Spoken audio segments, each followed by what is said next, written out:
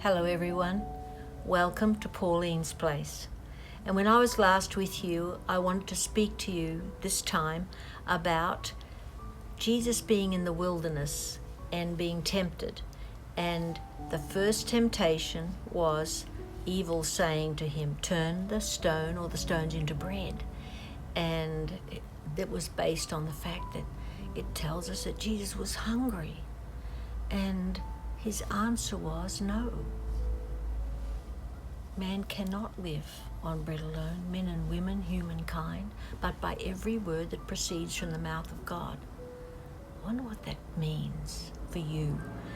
He was quoting scripture written many centuries before, and he was speaking about the meaning. God is love, God is the meaning. Sometimes we want to think of God as a person or an old man in the sky, but God is the power of the universe, and that power is love. Not loveless power, but the power of love. Well, with that, you, me, somehow we make all of living possible. Living with dignity, living without begging, living with enough, sometimes not more than enough, but enough. And it's a world right now that lacks the power of love, but we sure have a lot of loveless power. What do we do? What do you do? What do I do? Well, I can share what I've got, and I brought this to show you. Just a simple little bread roll on a little tiny plate that I love. And I want to think about connecting what Jesus said to what he did at his last supper with the disciples. Just before Easter, at that last supper, Jesus took the bread, and it was in a time of great uncertainty.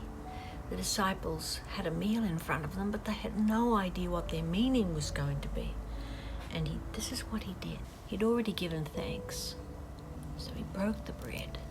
It was flat bread. And he said, this is my body, which is given for you. And as often as you eat the bread, remember me. Now, was he talking about a special communion service? Or was it every time we eat? Every time that we break bread to remember him. To find enough food for the world should be like the rice and potatoes for the Christian, the basic thing. We're all a part of it. Because without food, people can't live. And we have too much. So that's our first thing to think about, ways in which we can just share what we have and not waste so much. But the second thing is to live with the power of love. Let it inspire us. I'll see you tomorrow. Got some more things to talk about.